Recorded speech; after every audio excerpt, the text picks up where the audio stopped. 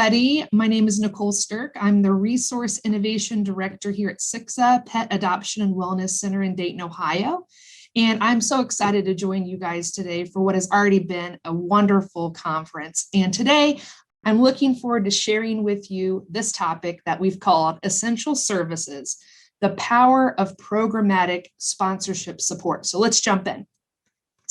In this session, you're going to learn about hopefully a new approach to identify your organization's essential services, determine the true cost of operating that service, as well as build sponsorship proposals that will attract the right type of programmatic supporters. So get your cup of coffee if you're like me. I already have had two of them, probably more than that, and a notepad, because we're going to go ahead and we're going to get some work done today. So I hope you guys are ready to jump on in. So 2020 and essential services, right? How many times have we heard this term? A term that for me, I really didn't know much about before everything changed. And obviously we're here, we all know that the world around us changed. And in 2020, we had to adjust. And so the term essential services for us here at SICSA, we sat down and we said, oh my goodness, what is it that we need to keep doing? What can we keep doing? And so we asked ourselves a series of questions. And these questions really led to our strategy that we implemented throughout 2020. And we found ourselves continuing and we're moving forward in 2021.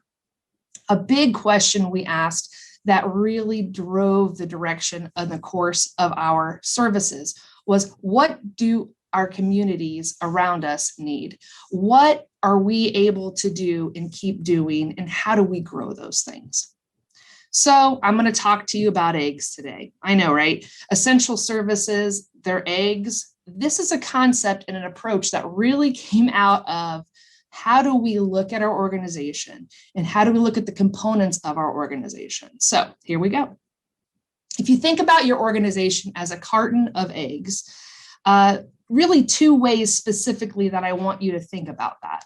The carton can represent your entire total operating budget, or the carton can represent your fundraising and development budget. So for a lot of nonprofits, we look at these two things as being separate. Typically one being managed or overseen by development director and the other an operational director. So these are often viewed as separate budgets, separate goals, separate agendas. And really these things tend to run parallel from one another with little crossover, if any. And so the general guideline out there right now, especially if you're in fund development, is when you're looking at your fundraising budget, you really want less than 35% of your entire operating budget to be basically brought in through fundraising efforts and events. And as we saw through COVID, that devastated several organizations with their operating budget for the year. So if you're in that boat and you're actually looking at bringing some fundraisers back, kind of a quick aside here, I'm happy to talk to you about how to go about that. In fact, last year's conference through Brady Ware, that was my topic, was how we here at SICSA adjusted and pivoted our sponsorship and specifically our events for responding to this COVID crisis. But as we move on, if we think about the organization, not as the carton, but rather, what about the eggs? So if you're looking at the eggs of your organization, you're going to be thinking about things like maybe those would be departments or programs, services that you offer, line items in your budget, etc. So a little backstory here. At SICSA, we had just built a brand new building. SICSA, we opened up a brand new, if you ever are in Dayton, please come and visit. I'm happy to show you around. But our facility was opened on February 7th, 2020. 37 days later, everything happened. And at that time, we really had to stop and go back and look at these specific departments and programs and services and line items and really figure out how we were going to continue to serve the community and serve those that we have sponsorship and relationships to and commitments to in the best way possible. So for us, we took each of these eggs and we are looking at them from an organizational development side and say how and what components make up our organization. Now, we pick one. So I want you to think about all of the organization, all of the businesses and all of the organizations within your own business. So specifically departments, what programs are within those departments? Is there a service within that's ringing a bell? Maybe it's coming to your mind. Think about something that is critical to the mission of your organization. Something that if it was to cease today, would basically be the end of your nonprofit or your organization's mission. So pick one egg. Now, I asked you earlier to have your coffee and your notepad. So now it's time to take that out. And I would like for you guys to write down one component or program within your organization that is critical to your mission. I'm going to share with you an example here at SICSA, and I will do that throughout the rest of this presentation. So the path for us, how that kind of broke down was we went adoptions. We're an animal wellness center, a pet adoption and wellness center. So we picked one of those eggs was the adoptions. Underneath that, we have a program called intake. And within that intake program, we have a rescue transfer program. So that on my paper, if that's what I would be sitting in, that would be what would be on my paper. SICSA's rescue transfer program. So I hope you have one written down. So now we have to understand this egg. And if you didn't know, eggs have multiple components. As you see here, we've got a breakdown, right? We got proteins, there's water, there's all these things. So each program, each content we have is specific, is unique. There's a composition to it. There's layers. There's parts that maybe connect to something that doesn't connect to something else. So we have to start asking ourselves some really important questions. Specifically, what about that service that you have written down is critical to your organization? If it could no longer be done, what would happen? And who specifically outside of your organization knows that you do this? Now, I'm going to stop here for a second because that question is the power. That is what drove our approach going into and out of 2020. There were so many things that we were just doing. I don't know if you probably can't relate, and I'm saying that sarcastically, that you're sometimes in the motion of doing so much and you're just working and you're executing that it is hard to stop and think about everything that we do day in and day out and how many of those things are just natural reactions, natural processes, and things that the general public may have no clue we do. So for us, it was just, I mean, if you took a highlighter and you highlighted it and you underlined it and you bold, however we could draw attention to that, it radically changed the way our approach took shape. So specifically, you're talking about what are you telling people outside of your walls? What is the communication and how are you using a megaphone to project that message and what you're doing, that critical need in the community? So going back to that rescue transfer program, no one really knew outside of our walls that we did that. You think about it, okay, we're an animal shelter. We adopt animals out. We're a wellness clinic. And people oftentimes would say, Nicole, how do you guys, acquire or how do animals come into care? And it's like, well, rescue transfers, we go to high kill facilities and pull animals from there. We go to situations that are dire, whether that's a emergency. For example, Texas, when they had the really bad issues with their winter weather, there was a need. So we actually went down to Texas. There have been times where with tornadoes, et cetera. So we go where the need is and we pull animals into our care. And someone said, that is profound. I didn't know you did that. And that question kept carrying through and we saw that over and over again. Another question might be, how much would this cost? How much would this service cost? And what is the true cost of that service? Another question could be, what makes this service unique? In our case with the rescue transfer, it was a matter of, how many miles have we driven? Where have we gone? What were the stories? What were the reasons? What were the circumstances around that? So you're going to start asking yourself questions that lead to questions, but take that, what you have written down, and start asking some of these questions. Maybe one of these will resonate quicker. Some of them kind of tend to be quick answers, where some tend to be bigger, hairier questions and take you down a trail. But just start to ask yourself some of these questions. So then the next most important questions, why we're here today, is how do you financially get support for that egg? There are so many questions that start to come around. Who and how are we going to get this thing financially supported?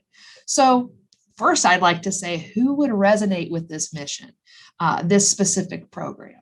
So think about, who are you already working with, maybe, or who are some potential candidates of businesses and organizations that you could partner with that may have a population group or a shared interest that program specific to your organization would match really well. Who does this program serve? Think about, is it children? Is it adults? Is it access to care limitations? Is it, fill in the blank? Who is this program serving? And is it open up a different market than maybe your traditional services? Or if you're looking at it from a Carton perspective, how do you look at the egg and how do you figure out, is that egg different than another egg? And if so, how? And how do you connect those programs? How does this program relate to a sponsor or a donor? Now, earlier I showed you the composition of an egg, right? Go back and read it and study it if you want. But the point there is, there can be multiple financial streams that support your egg. There can be donors, there can be sponsors, there can be foundations. So looking at your funding strategy, individual per egg, will allow you to craft that perfect relationship. And it can be multiple donors, sponsors, and individuals as well. So a really simple question to stop right now and ask yourself, is there someone that you're already working with that could be a good fit? Think of somebody that maybe you already have a relationship with. Specifically, think about somebody who may already be or has in the past financially supported your organization. And think about, could they be, and is there an opportunity there for them to either enhance their sponsorship commitment, grow their financial support? Is there a component within their makeup that could be an in-kind sponsorship? So maybe not necessarily financial cash, but rather resource shared that would be of benefit. So think about these components of this egg, asking yourself these questions. So everyone wants to know, how much does it cost? One of the hardest things to consider when building a sponsorship proposal is how much to value it at. So there's a couple rules of thumb that I go by. Number one, I look at the budget. So I had told you a little bit about kind of SICSA and where we were right at the beginning of February going into March last year. But so a little bit of backstory on me.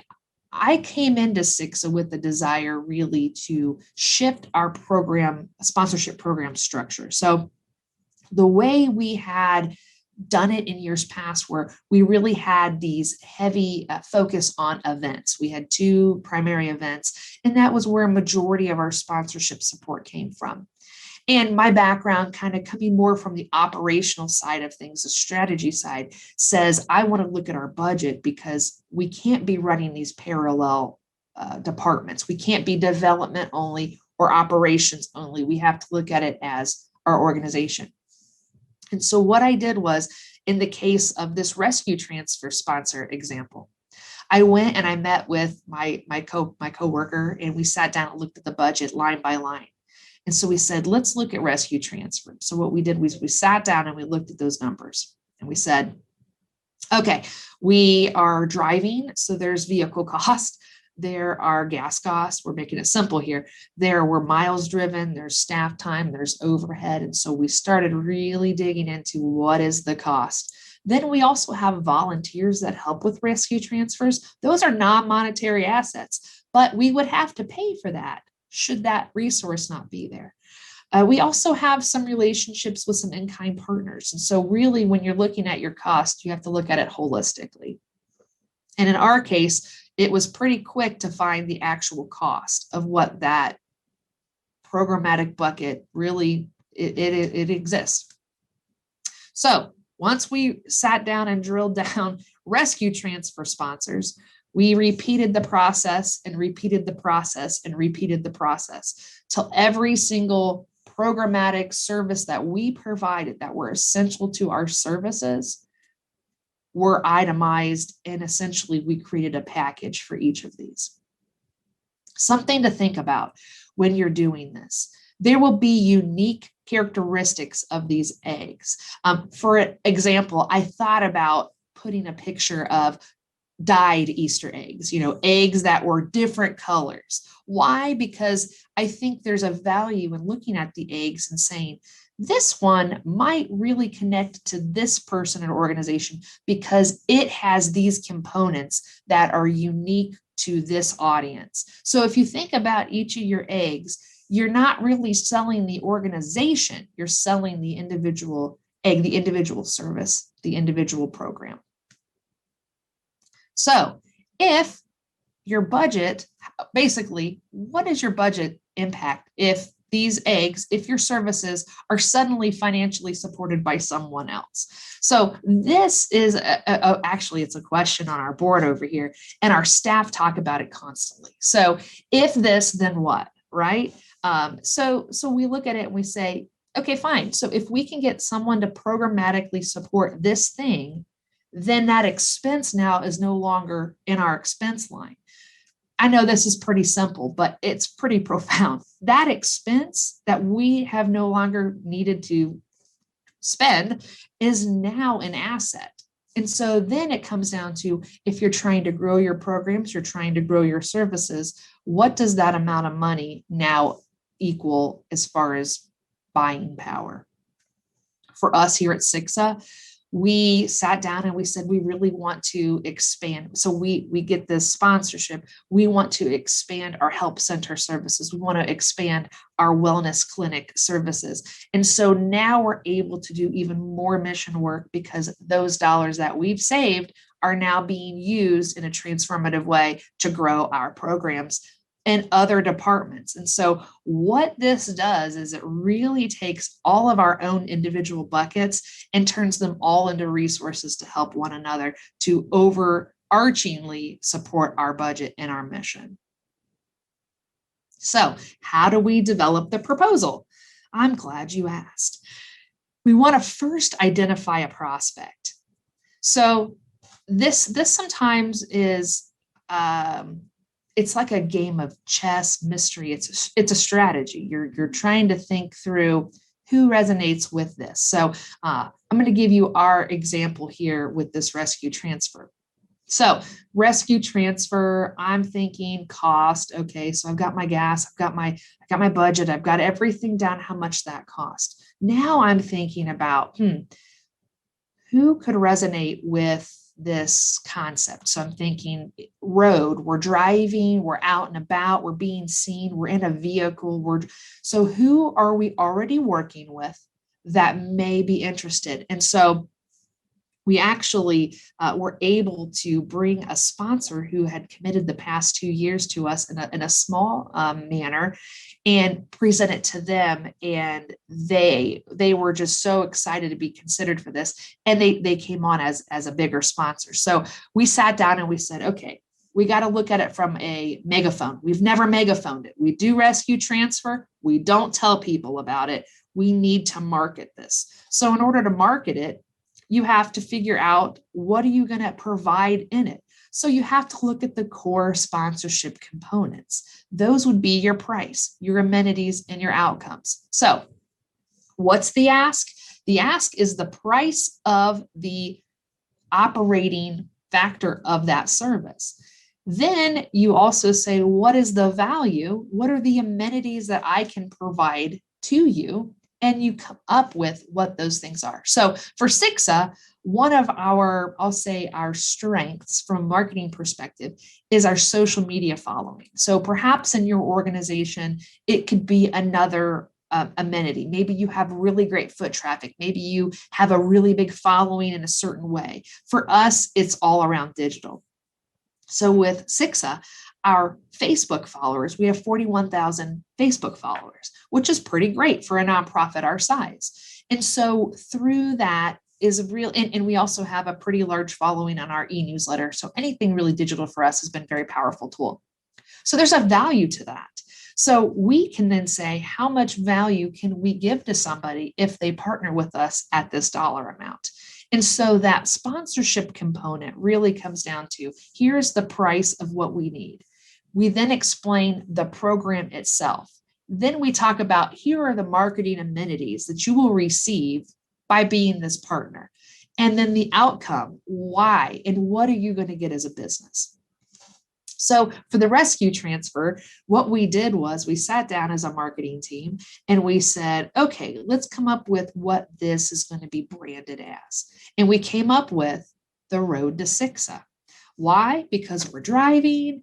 And I'm looking at the cost, right? We did that earlier. I said, here's how much the gas, here's much, but here's something that we didn't factor in. I'm going to call it the other expenses.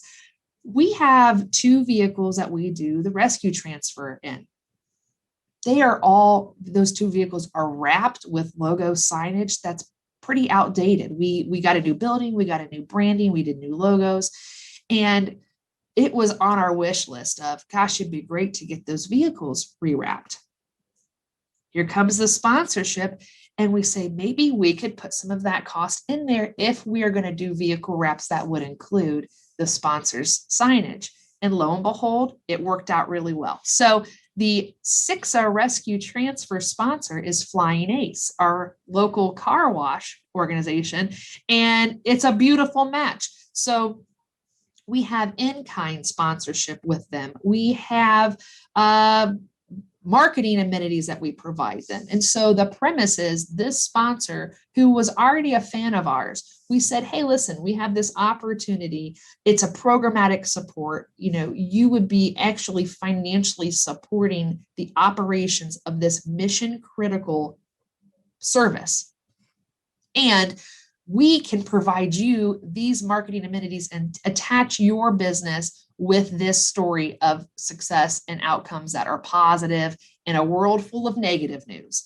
And so what that relationship turned out to be is the Flying Ace Road to SICSA Rescue Transfer sponsorship. And they are getting logos added. We're rewrapping the vehicles to those vehicles with QR codes. So when we're out and about, people can scan and go to those links. They also provided us with some car wash passes for those vehicles. Anytime we're there, we're taking pictures, we're posting them on social media. They get to share that story. And then anytime we do a rescue transfer, we get to talk about that scenario and how Flying Ace provided that for SICSA. So that to us is a win-win. They want to be seen on the road. We have the ability to connect them with this mission critical service. And for us, that worked out in a beautiful way. So I'm asking you today to sit down with your notepad and write down some of these things. I hope you've been doing it. We are actually going to be breaking here in just a little bit. So be prepared to go into our breakout rooms. And when we do that, we will be able, I'm happy to talk to you through your specific program and coming up with that approach and giving you some specifics that may really help you identify that key prospect. Think about your marketing amenities and what that ask needs to be. When you're thinking about the ask, think also about who do you already work with? Or who has a good relationship with you? Is it somebody on your board that owns a business or is friends of someone that can open that door for you? Once you start to break down these individual services throughout your organization, they are going to take you in different paths. And that is the beauty of looking at life in your organization as eggs versus a carton. So the power of selling an egg and not the carton is opposite of what typically we think. So instead of thinking of just talking about your organization globally, We want to talk specifically about the unique characteristics, the unique makeup, and the things that can drive that individual egg. Because here's the reality. We have found that people are sponsoring and donors are coming on and foundations are supporting us that have never done it before because they simply did not know the contents of the carton. They viewed us as a animal shelter and wellness. They did not serve, they didn't financially support people, organizations who were animal welfare. And so that was kind of a closed door. We never even got to open up the carton. Those conversations had never happened. And so as we look at those individual programs, we find that there are things that resonate with funders that we just had not approached them with. So as I'm looking at this picture of this carton of eggs, there might be someone, and there is someone in your community that will really resonate with egg number 2, 7, and 6, but necessarily would maybe be overwhelmed if you approach them with, here's a dozen eggs, we want you to buy a dozen eggs, help support this organization. So I leave you with a quick thank you, and I'm getting ready to move it over here so that way we can break out. I want to leave plenty of time for us to go into our Q&A session starting in just a few moments. Thank you, everyone. Wow, Nicole, that was impactful. What a unique way to look at your organization. Not looking at the egg. You're selling the egg, not the carton. I can't speak today. Thank you so much. That was absolutely fantastic. Hey, I'm Missy Beheimer. I'm a director here at Brady Ware, and we are going to get started with your questions. They are coming in already. So here's the first one. How do you know or anticipate what program to sell to a potential donor?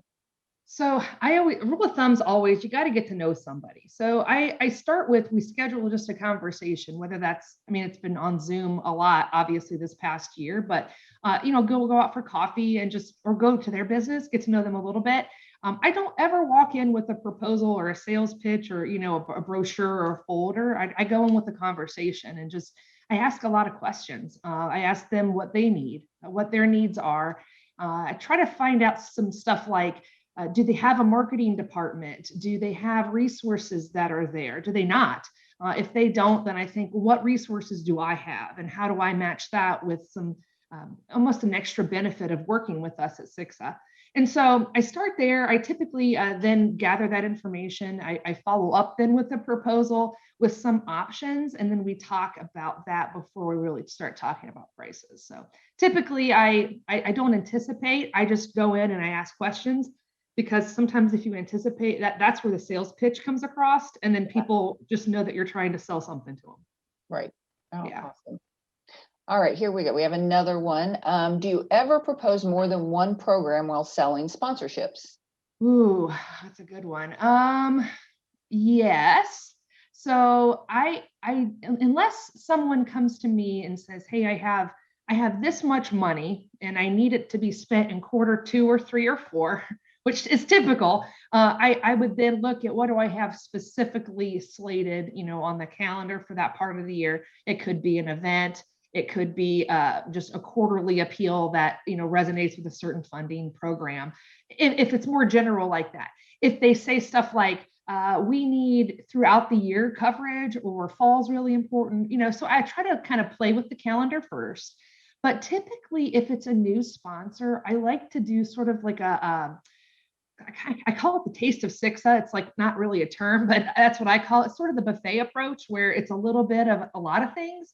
Sometimes they say, I really want to put all my money on an event.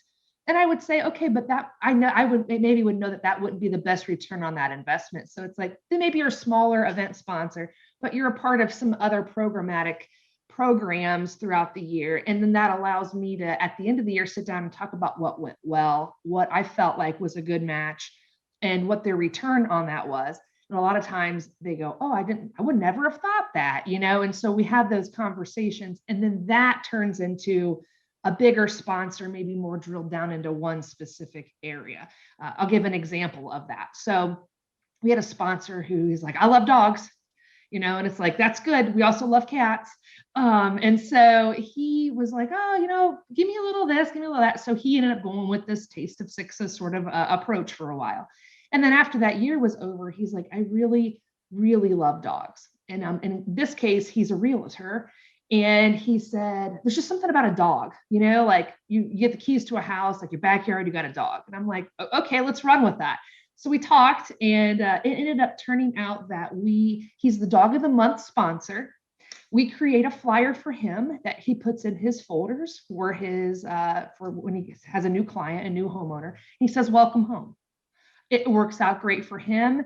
It works out great for us. And so then his sponsorship really grew in that area. But it keeps you from doing the opposite thing where you have all your money and resources in one egg in one basket, and it's not the right fit, and it just ends really poorly that way.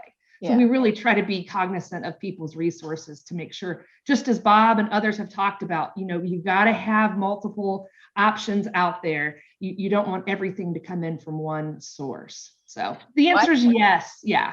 I think that something you said was really important is that I meet with them at the end of the year to review what happens, right? I bet that's key to getting them to continue to come back, what worked for you, what didn't.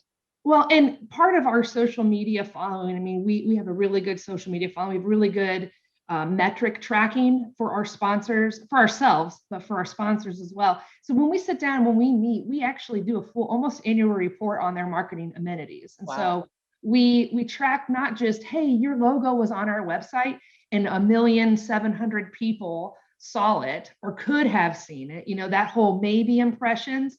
We actually track who clicked on your logo from our website. And so when you get those numbers, and they're hundreds of numbers or thousands of numbers, not millions, some people would say, well, that's not a good reach. And it's like, no, these are people that actually interacted with your brand. Right. And so that's just one metric we use. Our newsletters, same thing. Click open, not just how many people clicked it, how many people clicked to you from there. And so it's very important that we are completely transparent. And I think that's the success of a nonprofit, is to say, thank you for that resource that you gave us monetarily. Here's what we did with that. And we honor what we say. Well, we always exceed. We always exceed what we say we were going to. Right. That's awesome. Yeah. All right. We have another one that's come in. You gave a percent that should be from fundraising, and I missed it. Can you give it again? Sure. So the goal, you really don't want more than about 35% of any, and I'm saying full program budget. So your entire annual budget to be comprised or accounted for by fundraising income. That being said, you have to be cognizant of your income and what you also have recorded on your expenses, what your net is, okay? Because sometimes people will think fundraising is just what I brought in, but we don't account for the expense to be able to do the fundraiser itself. So you have to look at what that composite is. And I would suggest really shooting for closer to 10% or a little less than 10%. If you want to be a charity navigator nonprofit, it's basically saying for every dollar you make or bring in, how much of that is going directly to operations, mission critical programs. So we really want to try to shoot for closer to 10%. Now, fundraising can be viewed in different lights though, okay? So I tell people events are fundraising, crowdfunding is fundraising, other income can be considered other income, not fundraising. So earlier, I'm still talking about the other sessions have been so good. Yeah. So there was a discussion, I think in Bob Reynolds' last session, if I'm not mistaken, where he talked about different businesses that nonprofits could purchase or get into or have a different income. SICSA does the same thing. SICSA, we own a business outside of SICSA called Pet Once. It's a pet food company. Mm-hmm. It's not considered fundraising income. It's considered other income. So it offsets that. So we do things to help us draw that percentage down. At SICSA, we're at about 7.5% of our budget comes in through fundraising. So and a lot of times you think, well, you should want to raise more money. Well, yes, but we should do that, differentiate it so we're not relying on one bucket. And fundraising also, you have donors, you have tributes, you have a lot of other categories. So if anybody has questions on differentiating those incomes, let me know. My information's on here. You can email me. I'm happy to talk to you after all of this is over as well. Great. I had a question. When I'm listening to you talk about how you're looking at the budget with the program people and you're looking through that and trying to figure out who could you partner with? It seems like it really needs kind of an out of the box thinker to be able to, me, a numbers person, I'm looking at numbers. I'm not thinking about who could sponsor that number. Right. Do you solicit help from outside of the organization to try to help you hone in of who are the right partners for that? Yeah, so I kind of start by attributing the way my brain works that way is because I'm used to being the fundraiser, being the business development person, but also being the operational oversight person. So typically those worlds don't collide, right? The fundraisers, hey, I have to raise money, I'm going to go solicit funds. And the operational people are going, okay, I have to do X, Y, and Z to do fee for service or whatever the thing I have to do is. Those two groups need to talk. And in my case, those two worlds are kind of in my own department. I mean, I have a couple coworkers that are the operational folks. So it requires us having those conversations. It requires me having the full budget, not just my budgets, and looking to say, okay, what's something, and my favorite question to ask, and this is a good question if you are the fund development person, go to one of your coworkers, your CEO, whoever, and ask this question. Hey, if right now you waved a wand and you had all the resources you possibly could need, what would you be able to do? And so that question opened up the doors that gave me some ideas to figure out ways I could, because it's like, okay, so you need if I had more money, right? If I had $10,000, then I could do blank, and I could hire this person and add this resource or this thing to get me to the next level. Okay, let's go find $10,000. Let's work together on that. And so it's definitely important that you're having those conversations within your own programs. It's also really good to talk to people outside of your walls, right? And just ask people, hey, why do you give to so-and-so? What is it about them? And a lot of times, they're reputable, I trust them. And so, so the answer to your question, if I have an answer, is, you have to be able to look at the operational budget and own a bit of that as the development person, as the business development person, to say, I am responsible to help make sure that our organization sees this income and this expense throughout the year.